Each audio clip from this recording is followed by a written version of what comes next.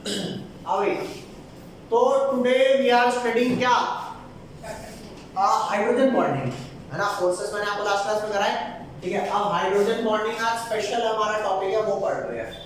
तो ये लिखो भाई, आज आपका फोर्सेस टॉपिक में काफी अच्छे से हो जाएगा हाइड्रोजन बॉन्डिंग।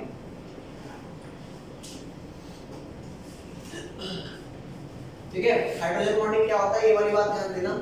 इससे पहले कि मैं आपको डेफिनेशन फालतू की चीजें लिख रहा हूं, सबसे पहले हाइड्रोजन बॉन्डिंग ना समझ लेते हैं। समझा तो आपको दिया ही था, यहाँ ध्यान दे। जैसे मान करके चल एक कंपाउंड तुम्हारा क्या है HCl है ना, और दूसरा कंपाउंड क्या है HF है।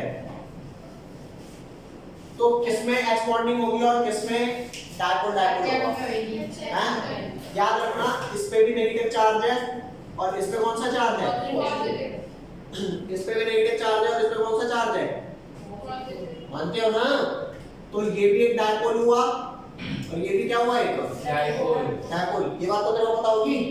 तो इन डायपोल के बीच में कौन सी अट्रैक्शन होगी? Dipole dipole interaction. ओके, अब हां HO भी तो होगा ना डायपोल इंटरैक्शन। H को मतलब H और O HF है। बता रहा हूं, अभी तो फिलहाल मैंने HF वाला केस लिया ना। हाँ, अगर हम कहें कि डायपोल डायपोल कहां, वो क्या बोलते हैं, H बॉन्डिंग कहां होती है, तो HF HO या फिर HN इनमें होती है। तो इस पे ध्यान देना, कौन सा ज्यादा इलेक्ट्रोनेगेटिव है, फ्लोरीन या क्लोरीन? फ्लोरीन ज्यादा इलेक्ट्रोनेगेटिव है, तो इलेक्ट्रॉन कौन ज्यादा खींचेगा? क्लोरीन तो कम खींचता है, तो इस पे नेगेटिव चार्ज कम, पॉजिटिव भी कम, नेगेटिव कम पॉजिटिव भी कम। तो जब नेगेटिव पॉजिटिव कम है तो इंटरैक्शन भी ओके ओके होती है। लेकिन यहाँ पे क्या होता है, F ज्यादा इलेक्ट्रोनेगेटिव है, ज्यादा इलेक्ट्रॉन खींचेगा अपने पास, तो इस पे नेगेटिव चार्ज ज्यादा आएगा नहीं आएगा? इस पे पॉजिटिव ज्यादा। यहाँ पे भी सेम केस होगा, ज्यादा इलेक्ट्रॉन खींच रहा होगा, यहाँ F पे नेगेटिव चार्ज ज्यादा और इस पे पॉजिटिव चार्ज ज्यादा। अब यहाँ ध्यान देना, ये भी डायपोल, ये भी dipole, minus plus minus plus. तो किसकी अट्रैक्शन ज्यादा होगी, इस वाले डायपोल डायपोल की या इस वाले की? इस वाले। HF वाले की डायपोल डायपोल की इंटरेक्शन क्यों ज्यादा होगी? क्योंकि चार्जेस ज्यादा है ना, और इनकी डायपोल डायपोल इतनी ज्यादा अट्रैक्शन बढ़ जाएगी कि ये क्या बना लेंगे? बॉन्डिंग। अरे पढ़ाया ही नहीं पढ़ाया? बोलो भाई। ठीक है, तो इन्होंने क्या बना लिया? बॉन्ड बना लिया। तो इस केस में हम इसे डायपोल डायपोल ना बोल करके क्या बोलेंगे? H bond. अब कोई हां सर, F तो ऑक्सीजन और नाइट्रोजन की क्लोरीन से कम है इलेक्ट्रोनेगेटिविटी, वो कैसे बना है? साइज का भी इफेक्ट है यहाँ पे, इफेक्ट साइज भी कम है उनका। पागल है क्या? तो साइज कम है तभी तो बना रहे ना, चार्ज डेंसिटी का इफेक्ट होता है। जैसे माना कि क्लोरीन जो है ना वो नाइट्रोजन के बराबर इलेक्ट्रोनेगेटिव है, लेकिन चार्ज डेंसिटी नाइट्रोजन पे ज्यादा होती है, ये मैं बताऊंगा अभी। ये बात समझ छोड़, कोई नहीं, फिलहाल अभी इसको टॉपिक को साइड रख दे, मैं बताऊंगा आपको। मैंने आपको ये बताया कि हर डायपोल डायपोल इंटरेक्शन को H बॉन्ड नहीं बोलेंगे। किसको H बॉन्ड बोलेंगे? जैसे कि मान करके चल, मैंने ये देखा कि इंटरनल बॉन्डिंग अगर इन तीनों में से कोई एक पाई गई, जैसे इस वाले कंपाउंड में इनमें से कौन सी बॉन्डिंग है? HF वाली है ना। इस वाले में कौन सी है? इनमें से तो कोई नहीं पाई गई ना, तो इसके डायपोल डायपोल इंटरेक्शन को DD इंटरेक्शन, डायपोल डायपोल ही बोलूंगा, लेकिन इसके डायपोल को क्या बोलूंगा? H bond. और कौन ज्यादा स्ट्रांग होता है, H बॉन्ड या डायपोल डायपोल? समझ गए बात? Very nice. अब आपसे क्वेश्चन पूछता हूं, देखो क्वेश्चन आपको प्रोवाइड है H2S मॉलिक्यूल और आपको कौन सा मॉलिक्यूल प्रोवाइड है? H2S और H2O। which one will have, which one, H2O और H2S में which one will have more boiling point, more boiling point? Sir H2O। कैसे? सर वो बॉन्डिंग है ना उनकी, तो फिर बॉइल। रुक जा मैं बताता हूँ कैसे। वो ज्यादा इलेक्ट्रोनेगेटिव है। वो उस बात से आंसर नहीं करना, कैसे आंसर करना है ये सामने ध्यान देना। जो H2S है ना, देखो पहले तो ये बता दूं, जो आपका 16th ग्रुप होता है, 16th ग्रुप में oxygen, sulphur, selenium, tellurium, polonium ये एलिमेंट होते हैं। याद कराया है उससे टेको, याद कराया है ना, ये तो याद ध्यान देना। H2O भी इसी ग्रुप का है और ये S भी इसी ग्रुप का है। दोनों का स्ट्रक्चर कैसे है? HSH HSH, इसका ऐसा स्ट्रक्चर है, और H2O का कैसा स्ट्रक्चर है, HOH, HO और H। तो तुम चेक करना, यहाँ पर सल्फर पे नेगेटिव चार्ज है और हाइड्रोजन पे पॉजिटिव, और यहाँ सल्फर पे क्या है, नेगेटिव, और हाइड्रोजन पे, ठीक है भाई, बोलो। यहाँ पर ध्यान देना, ऑक्सीजन पे कौन सा चार्ज है, नेगेटिव, हाइड्रोजन पे कौन सा, पॉजिटिव, और यहाँ पर इस पे नेगेटिव, यहाँ पर पॉजिटिव। तो देखा जाए तो ये भी एक डायपोल है माइनस प्लस, ये भी एक डायपोल है माइनस प्लस, और ये क्या है, ये भी एक डायपोल है माइनस प्लस, और ये भी एक डायपोल है माइनस प्लस। आप में से कोई ऐसा तो नहीं कह रहा कि यार यहाँ तो दो पॉजिटिव है एक ही नेगेटिव है, कहाँ पर, सर वो उसके नीचे साइड। तो कोई दिक्कत नहीं है उसे देखने में, ठीक है। चलिए आ जा, मैं आपको क्या कह रहा हूँ ये वाली बात समझना। इसमें H और S में यहाँ पर भी भाई कोई ऐसा तो नहीं कह रहा यहाँ पे दो पॉजिटिव और एक नेगेटिव है, याद रखना जितना अकेले ये नेगेटिव है ना, ये दो मिला के क्या है उतने, अरे वो अकेला काफी है रे, ये बात सुनो। तो ये भी एक डायपोल हुआ, ये भी एक डायपोल हुआ। चेक कर इनमें से कौन सा मॉलिक्यूल ऐसा है जिसकी इंटरनल बॉन्डिंग इनमें से पाई गई, H2O ना, इसकी इंटरनल बॉन्डिंग तो HO वाली पाई गई, लेकिन इसकी पाई गई नहीं, तीनों में से कोई भी नहीं ना। तो इसके डायपोल इंटरैक्शन को मैं क्या बोलूंगा, डायपोल डायपोल इंटरैक्शन, लेकिन इसके इंटरैक्शन को क्या बोलूंगा, H bonding। हाँ, कौन सी ज्यादा स्ट्रांग है, H bonding। अरे बाबा सर उसे तो आयन डायपोल ही बोलते थे। नहीं, अरे this is complete a dipole, this is complete a dipole, तो डायपोल डायपोल हुआ ना। अबे आयन कौन है इसमें, बता आयन कौन है, नहीं है ना, तो ये डायपोल डायपोल इंटरेक्शन के लाएगा। क्यों उसको डायपोल डायपोल बोला, हम थ्योरेटिकली कैसे जज करें, अगर तुम्हारा डायपोल का जो नेगेटिव पॉजिटिव चार्ज है अगर वो इन तीनों में से किसी एक की वजह से है, तो वो डायपोल डायपोल ना होके क्या कहलाएगा, नहीं आई बात समझ, अरे बोल तो भाई, यस बस बहुत बढ़िया। तो याद ध्यान देना, तो मैं देखूं तो किसका ज्यादा फोर्स हुआ, H2O का इंटरमॉलिक्यूलर फोर्स स्ट्रांग हुआ या फिर H2S का, वेरी नाइस। तो इसकी वजह से जिसमें फोर्स ऑफ अट्रैक्शन ज्यादा है उसे दूर करने के लिए, मेल्ट करने के लिए या बॉयल करने के लिए ज्यादा टेंपरेचर देना पड़ेगा, कम देना पड़ेगा, ज्यादा। हां तो उसका बॉइलिंग पॉइंट ज्यादा हुआ ना। अरे मामले आंसर लिख इसका, चल सर ये रखा है, क्या लिखा है, बेकरार रखा है ये, नहीं सर H2O ही तो है। अच्छा तो यहां लिख H2O will have more boiling point, boiling point को BP लिख दूं, because of H bonding, अरे बॉन्डे है ना, while in case of H2S there is क्या, मैं आंसर एक्सटेंड कर रहा हूं, there is dipole interaction is present,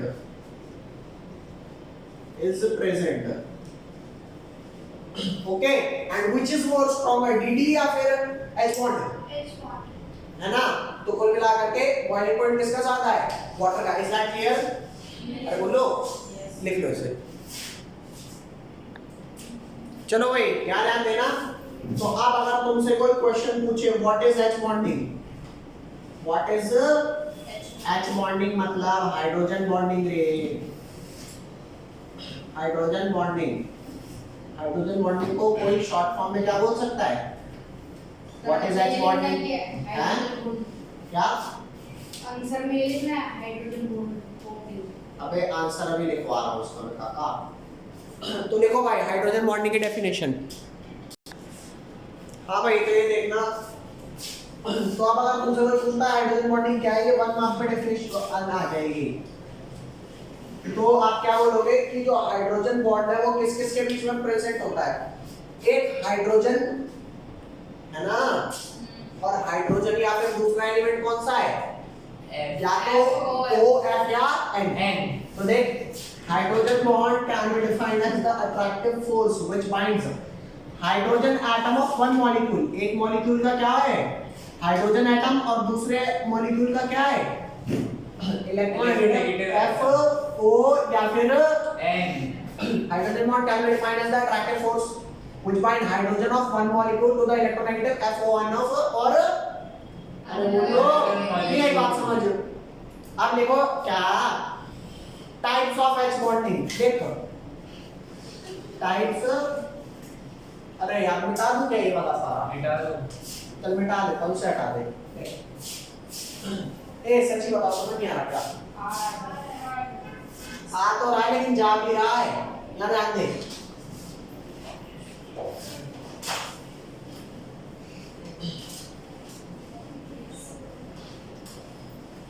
देखना भाई हाइड्रोजन बॉन्डिंग पढ़ने में मजा आएगा। हाइड्रोजन बॉन्डिंग की 2 टाइप्स है ना? हाँ 2 टाइप्स हैं। Types of hydrogen bond. पहला लिखो intermolecular H bonding. Intermolecular H bonding और दूसरी कौन सी है? इंट्रा। पहले तो तुम्हें इंटर और इंट्रा का ही मतलब समझा दूं। इंट्रामॉलिक्यूलर H बॉन्डिंग जैसे दो स्कूलों के बीच का कंपटीशन होता है उसे क्या बोलते हैं? Inter school. एक स्कूल ये एक स्कूल ये, है ना? Inter school competition. तो एक मॉलिक्यूल ये एक मॉलिक्यूल ये, इन दोनों के बीच क्या H बॉन्डिंग हुआ तो क्या हुआ? Intermolecular H bonding. तो ये इंट्रा क्या है? बहुत सारे स्कूलों में बहुत सारे स्कूल नहीं, इंट्रा होता है with in the same molecule. School क्या? अरे एक तो होता है इंटरकास्ट मैरिज, एक इंट्राकास्ट। एक इंट्राकास्ट। घर वाले कौन सी प्रिफर करते हैं? Intra intra intra. बच्चा कौन सी प्रिफर करता है? इंटर। कोई भी मिल जाए तो हमारी मनपसंद का हो, यही बात समझ। अरे इंट्रा बच्चा यूं नहीं करता, लेकिन उसे पसंद ज्यादातर इंटर वाली आती है, अपनी कास्ट में मिलता ही नहीं कोई। अरे बोलो भाई, हाँ आपको इंटर पसंद है इंट्रा? मेरे को बस इंसान ही पसंद है, कोई सी हो जाए। तो ले ले ले याद रखना। इससे कम बचपन में आपको इंटर पसंद अपने अपनी औकात देखो और कर लो। अच्छा याद क्या है, एक्सपोजिंग। अच्छा याद है। तो इंट्रा और इंटर में क्या क्या है? इंट्रा हो गया विद इन सेम मॉलिक्यूल। अरे मॉलिक्यूल के अंदर ही H बॉन्डिंग चल रही है, वाह वाह वाह। अरे होता है दूसरे मॉलिक्यूल से H बॉन्डिंग चलना, ठीक है? तो आपको एक कंपाउंड बताता हूँ, पहले कंपाउंड का बेसिक बता देता हूँ। ये आपका क्या है? एक कंपाउंड बता रहा हूँ, हाँ जी। ठीक है? देख लो उसको, पहले लिखो मत।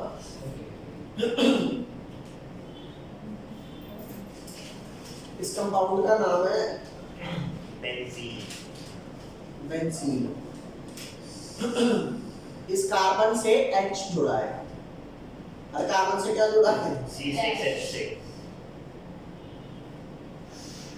यहाँ पर भी क्या जुड़ा है? H। ओके? यस। तो इस बेंजीन में 6 कार्बन है और 6 क्या है?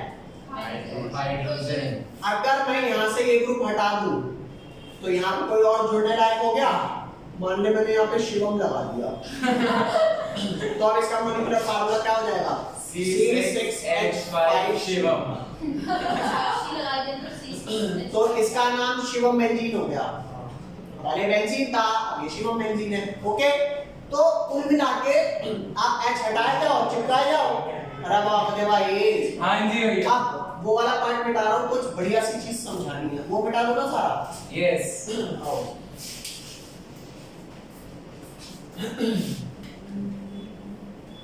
ऐसे तो पूरा परिवार बन जाएगा। ऐसे ही बनता है पूरा परिवार में। बॉन्ड से बॉन्ड जुड़ गए। क्या कह रहा है भाई? चुप रह तू, वीडियो डालने लायक नहीं रहा। वीडियो भी चैनल चुप हो। ये ले, तो यहाँ समझना भाई, ये आपका क्या है? जब यहाँ पर OH ग्रुप लग जाता है ना, तो इसका नाम हो जाता है फिनॉल। क्या नाम हो जाता है? फिनॉल। फिनॉल भी बोलते हैं इसको। अल्कोहल ग्रुप है ना OH, OH अल्कोहल ग्रुप है। इसको फिनॉल भी बोल देते हैं और एक और नाम है इसका बेंजीनॉल। बेंजीनॉल। और एक और नाम होता है, बताऊं ना बताऊं? बता देता हूं, कार्बोलिक एसिड, ऐसे ही बताते हैं फॉर द टाइमिंग। तो याद देना जो ये वाला ग्रुप होता है ना, जो जहां पे आपका मेन ग्रुप लगा है, इस पोजीशन को हम बोलते हैं इप्सो पोजीशन। क्या बोलते हैं? इप्सो पोजीशन। देखा जाए तो ये वाली बात मैं आपको कौन से चैप्टर में पढ़ाऊंगा? ऑर्गेनिक केमिस्ट्री में। लेकिन क्योंकि उसके बिना काम चलेगा नहीं तो थोड़ा बहुत नामकरण समझा देता हूं। तो इप्सो पोजीशन के जस्ट बगल वाली पोजीशन को क्या बोलते हैं? बीटा। Ortho position. अच्छा। अरे ये भी ऑर्थो और ये भी ऑर्थो। और पैरों में कौन सी पोजीशन है? Para position. और पैरा और ऑर्थो के बीच में कौन सी है? Meta position. क्या भाई दोबारा सुनो, जो मेन पोजीशन इप्सो है उसके बगल में कौन सी ऑर्थो? पैरों में पैरा, और ऑर्थो और पैरा के मिडिल में मेटा। ओके जल्दी लिखो। भैया इप्सो और ऑर्थो साथ ही में? इप्सो के जस्ट साथ वाला ऑर्थो, उसके साथ वाला मेटा, बिल्कुल पैरों में पैरा। अच्छा ये वाली पोजीशन बता कौन सी है? ये वाली। पहली पोजीशन इप्सो पोजीशन है, उसके बगल वाली ऑर्थो, फिर मेटा, फिर पैरा। ओके जल्दी फटाक से लिख। ऑर्थो साइड वाले ने इप्सो। हाँ हाँ बिल्कुल, इप्सो के साइड वाली ऑर्थो है बेटा, समझ। जैसे सिंपल सी बात है, ये मान लो बाप है, ये बेटा है, तो हम बेटे को यूं बोलेंगे अरे बाप की तरह दिखता है, बाप को नहीं बोलेंगे बेटे की तरह दिखता है। अरे दिखते तो सेम सेम है। तो थोड़ा क्या बात है, अपने बेटे पे गया है, कैसी बात कर रहा है भाई, वो मुझ पे गया है, समझे? जल्दी लिख इसको। सर जो आपने शिवम लिखना है। हाँ ले भाई, तो ये तुम्हें समझ में आ गया ना इप्सो पोजीशन ऑर्थो पैरा क्या है? तो मैं कंपाउंड लिख रहा हूँ, कौन सा? यहाँ ध्यान दो, दो कंपाउंड लिखने वाला हूँ एक्चुअली। एक ये वाला, ठीक है, और एक ये वाला।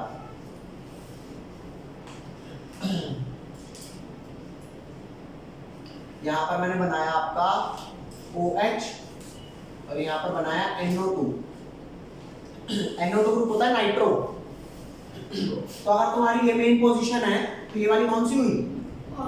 ऑर्थो ना, बोलो। और एक ये बना ले यहाँ पर नाइट्रोफिनॉल। Very nice. और ये वाला क्या है? Para nitrophenol. तो लिख लो बेटा इसे पैरा नाइट्रोफिनॉल। बहुत बढ़िया, समझ में आ रहा है ना क्यों बोला पैरा नाइट्रोफिनॉल? और इसे क्या बोलेंगे? ऑर्थो को ओ भी लिखोगे चलेगा, ऑर्थो पूरा लिखना है लिख दे, पी पैरा लिखना है लिख दे, यहाँ पर ध्यान दे ऑर्थो नाइट्रोफिनॉल, इतने में भी चलेगा। बेंजीनॉल भी लिख सकते हैं, ठीक है। अच्छा चेक करियो, ये तेरी 1 पोजीशन है, ये तेरी 2 है, ये तेरी 3 और ये तेरी 4। तो बजाय कि इसके पैरा ना लिख के और क्या लिख सकते हैं? 4 नाइट्रो। हाँ सर मेटा नाइट्रोफिनॉल भी होता है। हाँ होगा, बिल्कुल होता है। और ये वाला क्या हो जाएगा? 2 नाइट्रो फिनॉल। इसे लिख, फिर यहाँ पर इतनी ना बॉन्डिंग कराता हूँ मस्त एकदम। ले भाई इधर आ, तुम्हारा बॉन्डिंग सिखाता हूँ बढ़िया।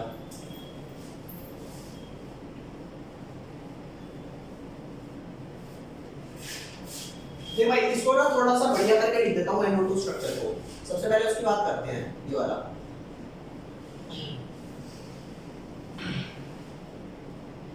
OH ऐसे लिख दिया।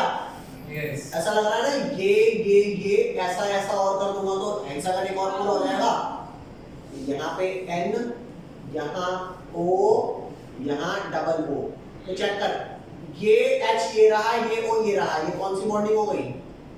हो गई H बॉन्डिंग। अरे बोल दे। हाँ जी। और विद इन सेम मॉलिक्यूल हुई है तो कौन सी होगी? इंटर या intra? Intra with in same. वाह मजा ही आ गया भाई साहब, सेम कास्ट। अरे सेम मॉलिक्यूल के अंदर बॉन्डिंग हो गई, और क्या चाहिए? है ना, दिस इज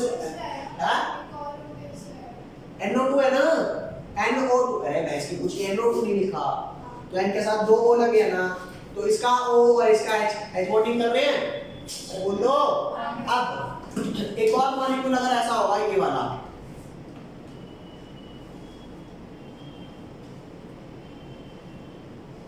इसको बनाना ऐसे है कि हेक्सागन टाइप दिखे।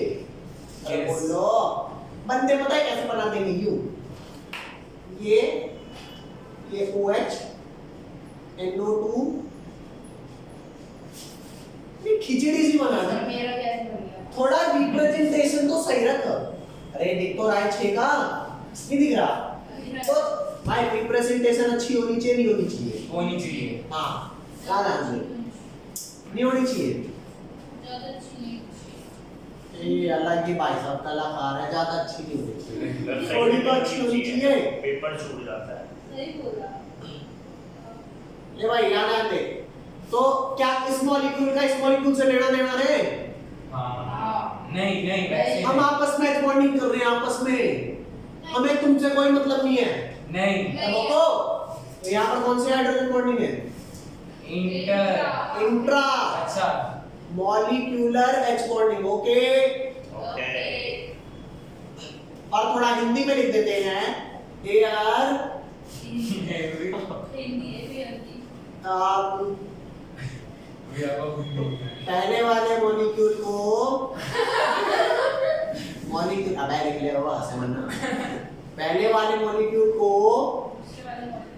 दूसरे वाले मॉलिक्यूल से कोई भी फर्क नहीं पड़ता। नहीं पड़ता। क्यों नहीं पड़ता? क्योंकि नहीं पड़ता। क्योंकि इन दोनों के बीच में कोई फोर्स ही नहीं है। मैं Yes. जा रहा हूँ लंदन, अरे मेरी बला से तू ऊपर चला जा। इस वाले को क्या, मेरी बात समझ, मैं जा रहा हूँ, अरे जाना फिर। ये तू जा रही है। हमारा चल रहा है मस्त एकदम, समझ रही हो? Yes. लिख फटाक से, लिख जल्दी से। नेक्स्ट आते हैं भाई, बहुत इंपॉर्टेंट कॉन्सेप्ट छुपा है इस बात में कि इस मॉलिक्यूल का इससे कोई लेना देना नहीं है। लेकिन नेक्स्ट वाला देखियो, पैरा वाला, ये लिखा है ना पैरा वाला, इसको थोड़ा ढंग से लिख देता हूँ। भैया भाई ये बताना आजाद की दोनों लिख जल्दी। ये आप ले रे इधर आ। अब अगले वाला कंपाउंड, अगले वाला बना रहा हूँ। ये रहा पैरा वाला OH और ये NO2। क्या ये वाले बॉन्डिंग कर पाएंगे ना? लॉन्ग डिस्टेंस हो गया ना, तो काहे की बॉन्डिंग? भाई जब पास से बॉन्डिंग कर रहे थे, ये डेली मिलना था, डेली पड़ोसी से बनाएंगे बॉन्डिंग। हर टाइम मिलना था। हाँ अब ये दूर हो गए तो इसका तो लॉन्ग डिस्टेंस हो गया, तो अब ये किसी और से बनाएंगे। कौन सा चाहिए? क्या नाम है? एक मॉलिक्यूल आता है और भैया वो ज्यादा बॉन्डिंग पे ध्यान मत दो यार, ज्यादा थोड़ा सा काफी मॉडर्न है मॉलिक्यूल्स। भाई इनमें ऐसी चूल्हा इसलिए तुम आए हो ऐसी चूल्हा। हम भी कार्बन से बने। इन्हीं से तो बने हो तुम सब। क्या याद है? इनमें गजब की चूल्हा भाई साहब। कैन यू इमेजिन कि हम नॉन लिविंग एटम से बन के हमें लिविंग बन जाते हैं ना? अबे जो सेल है वो फंक्शनल पार्ट है और जो एटम्स क्या होते हैं, नॉन फंक्शनल होते हैं ना। हाँ? सेल लिविंग होता है लेकिन एटम क्या होते हैं, नॉन लिविंग। तो नॉन लिविंग थिंग्स टुगेदर क्या बना रही हैं? लिविंग। देखो चुलिया सी है। तो ये एक पैरा नाइट्रोफिनॉल, एक और ये पैरा नाइट्रोफिनॉल। ओके अरे बाप रे भाई, हाँ, अरे यार ये बीच में क्या है, थोड़ी सी दरार डाल दूं इनके बीच में? नहीं ये देखो भाई, इनके बीच में जो बॉन्डिंग होगी इसे क्या बोलूंगा? अरे खुद की तो हो ना पा रही, काफी दूर हो गया, तो अब कोई नहीं दूसरे मॉलिक्यूल से कर लेंगे। आओ तो सही, ठीक है रे? हाँ जी। तो उसको क्या बोलेंगे? इंटरमॉलिक्यूलर। हाँ इसको बोलेंगे इंटरमॉलिक्यूलर बॉन्डिंग। पर ये हेक्सागन नहीं बनना। अबे तो तेरा क्या जा रहा है? बॉन्डिंग होगी भाई, काफी नहीं है। अगर आपने बोला हेक्सागन नहीं होता फिर नहीं बनता। हर बार नहीं होता तो छेद है बीच में हेक्सागन। Intermolecular H bonding. इसलिए इंटरमॉलिक्यूलर में करते शादी। हाँ इसलिए इंटर नहीं करते भाई। ये ये समझ आया नहीं आया? हाँ अच्छा इस बात को सुनो थोड़ा सा।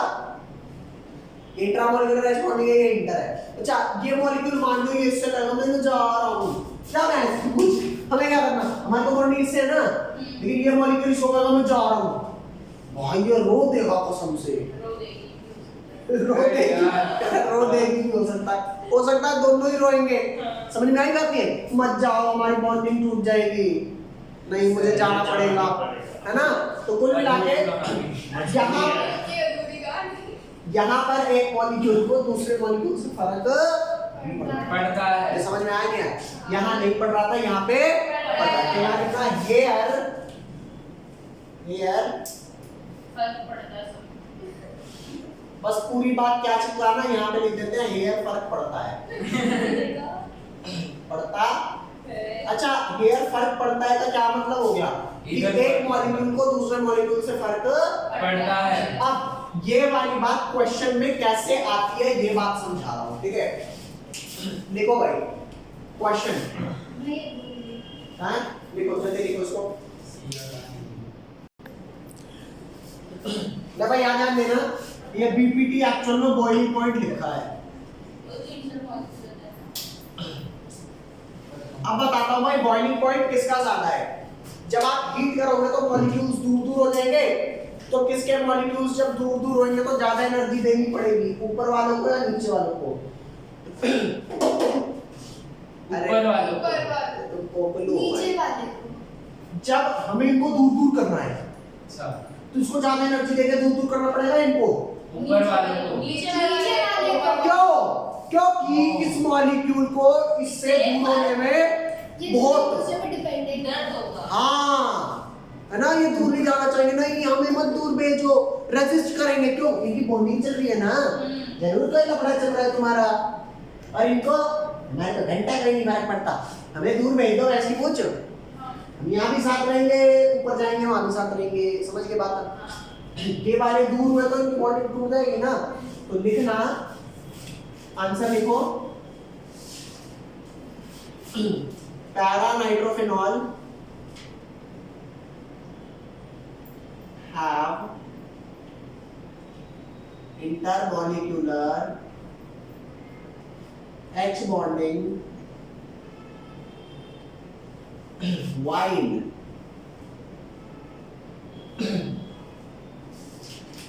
orthonitrophenol have intramolecular H bonding। कोई आया है? कोई नहीं आया, एक सेकंड इसे लिखो एक बारी। हाँ भाई तो यहाँ ध्यान देना, तो पैरानाइट्रोफेनॉल में क्या आपका इंटरमॉलिक्यूलर एच बॉन्डिंग, व्हाइल ऑर्थोनाइट्रोफेनॉल में क्या है intramolecular H bonding. Okay yes. अब आपको ये एक्सप्लेन नहीं करना कि इंटर है तो क्या होगा, इंट्रा है तो जो आपसे पेपर लेने वाला बंदा पूछ रहा है ना, वो सिर्फ इतनी जानकारी एनफ मानता है कि बच्चे को इंटर और इंट्रा का फर्क पता है। अगर इंट्रा है तो एक मॉलिक्यूल का दूसरे मॉलिक्यूल से कोई फर्क नहीं पड़ेगा, और अगर इंटर है तो इनको फर्क पड़ेगा, तो इनको दूर भेजने के लिए ज्यादा दूर करना। Okay yes. बोल भाई यस। नहीं यहाँ पर चल आया, तो बस हो गया, आंसर इतना बहुत है। That's why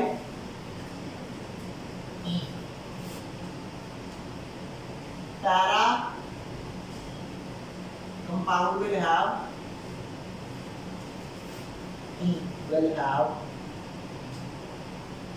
more boiling point than ortho। Okay ये देखिए, अब एक क्वेश्चन और कराऊंगा, जल्दी देखो इसे। हाँ भाई बता क्या क्वेश्चन कह रहा है? सर मैं ये कह रहा था हाँ कि सर ऑर्थोनाइट्रोफेनॉल हाँ तो सर एक को ही बोलते हैं ना, एक को बोलते हैं। साथ थोड़ी बोलते हैं, और पैरानाइट्रोफेनॉल किसको बोलते हैं? दोनों को साथ में बोलते हैं। अब मैं बताता हूँ, वाटर किसे बोलता है? H2O को। चाहे एक H2O, दो हो, तीन हो, चार हो, सबको वाटर ही बोलेगा। तो अगर एक H2O दूसरे H2O से अट्रैक्टेड है तो भी उसे H2O बोलूंगा, और अट्रैक्टेड नहीं है, खफा है, तो भी क्या बोलूंगा? H2O ही बोलूंगा। तो ऑर्थोनाइट्रोफेनॉल अकेला है तो भी ऑर्थोनाइट्रोफेनॉल है, और अगर इसके साथ बॉन्डेड होता तो भी ऑर्थोनाइट्रोफेनॉल होता। याद रखना जब हम किसी चीज को बॉईल करते हैं, जब हम किसी चीज को बॉईल करते हैं तो उन मॉलिक्यूल्स को दूर दूर भेजते हैं। अरे भेजते हैं ना दूर दूर, क्यों? क्योंकि वो अपने वेपर स्टेट में चले जाए, क्योंकि लिक्विड में पास पास होंगे, अगर सॉलिड है तो और पास होंगे, लिक्विड में दूर दूर और वेपर में और दूर दूर। तो मान करके चल, अगर ये लिक्विड है और ये भी लिक्विड है, तो कौन से लिक्विड के दो मॉलिक्यूल्स में फोर्स ऑफ अट्रैक्शन ज्यादा है? उसमें इन वाले में और इस वाले में तो है ही ना, तो इनको और दूर भेजने में ज्यादा एनर्जी देनी पड़ेगी या कम? हल्की सी भी देते कफा होकर दूर चले जाएंगे, और इनको दूर भेजना हुआ तो ज्यादा एनर्जी हीट करना पड़ेगा। हीटो नहीं आई बात समझ? अरे बोल लो। तो इसलिए क्योंकि इसमें इंटरमॉलिक्यूलर एज बॉन्डिंग है ना, जिसकी वजह से दूर दूर नहीं जा रहे। क्यों नहीं जा रहे? अरे दोनों इंटर रिलेटेड हैं, और ये रिलेटेड है क्या? बस। तो इतनी बात तुम्हारा लिखना काफी होगा। इसमें इंटर है, इसमें इंट्रा है, दैट्स व्हाई इंटर वाली का रोलिंग पॉइंट ज्यादा है। दैट्स खत्म। प्रभाव दे। यस। एक और चीज बता दूं, बोल लो यार, बता दो। क्वेश्चन लिख।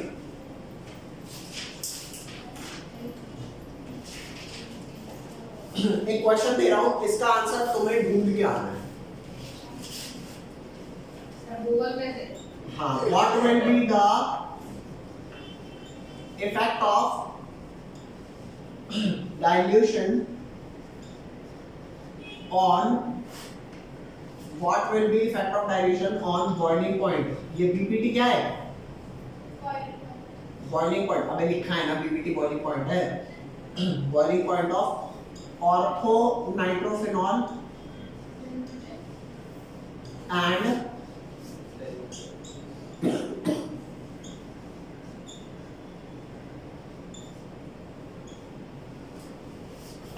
बता दो इसका answer.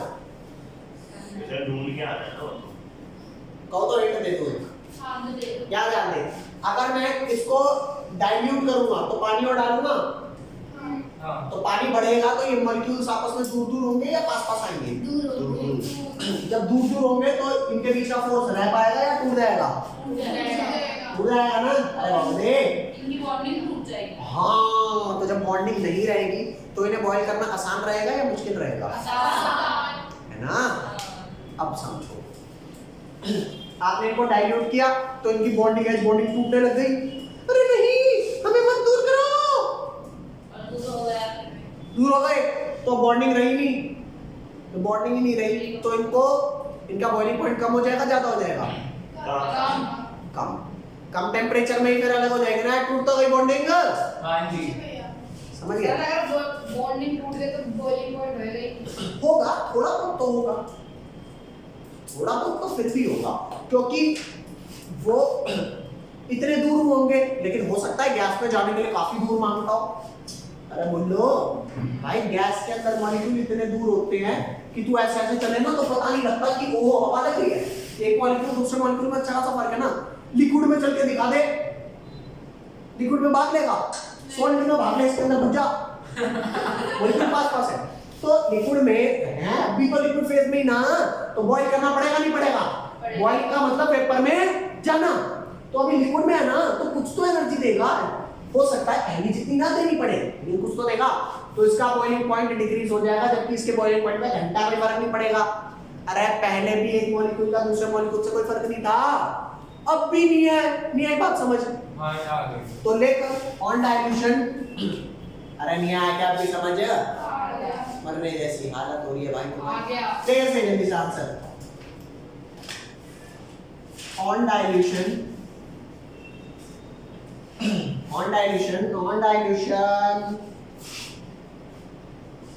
boiling point of para compound। अबे यार para compound लिख दूं,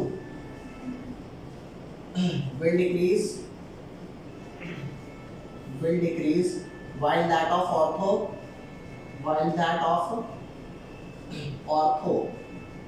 will remain same। okay, while that of ortho will remain same। okay भाई, अरे बोल दो। डन। या तो कोई लोचा हो, कोई छोटा मोटा क्वेश्चन कोई भी हो तो भाई बता सकते हो। सर ये सेम वाला एक बार बताओ ये सेम पहले भाई पहले भी इस मॉलिक्यूल का इससे कोई मतलब नहीं था, बाद में भी कोई मतलब नहीं पर आप थोड़े ज्यादा दूर हो जाएंगे था। और देना कोई नेट इफेक्ट कोई खास फर्क आया नहीं। फर्क नहीं पड़ता। अब मैं तेरे को एक छोटी सी बात पूछूं, यार ज्यादा खर्चने वाला ज्यादा अमीर होता है या कम खर्चने वाला? ज्यादा ज्यादा खर्चने वाला। खर्चने वाला। ज्यादा तो खर्चे थे 2-3 करोड़ रुपया, डिपेंड ही नहीं करता, इनकम पे डिपेंड करता है। अरे बोलो, लेकिन दो लोग अगर सेम कमाते हैं तो किस पे डिपेंड करेगा कौन ज्यादा अमीर है? कम खर्च करने वाला। कम खर्चने वाला। कम खर्च रहा है तो पैसा ज्यादा रखा होगा ना। हाँ। तो सच्ची बात बताऊं तो खर्चने पे तो इफेक्ट है ही नहीं ना, नेट इफेक्ट किस बात पे है, कितना कमा रहा है। तो यहाँ पर समझना, ये बॉन्डिंग पहले थी, इनमें तो पहले बॉन्डिंग नहीं थी। थोड़ी दूर अगर चले भी गए तो कुछ खास फर्क नहीं पड़ा। अरे बोलो भाई, मैं तुझसे एक क्वेश्चन पूछता हूँ कि एक बंदा है 52,000 रुपीस पर मंथ कमाता है, एक 50,000 पर मंथ कमाता है, बता कौन अमीर है? दोनों ही गरीब हैं दोनों की कुत्ते जैसी हालत है। क्यों? 2,000 का तो फर्क है। बहुत ज्यादा फर्क है 2,000 का। हाँ भैया है। है भैया क्यों नहीं यार है? पागल बना ज्यादा देता है। है तो अमीर है ना। उखाड़ लियो जो उखाड़ तो 2,000 ₹2,000 में पिज्जा खा रहे हैं। अरे सेम बात है। चलो नेक्स्ट क्लास में करेंगे बाकी।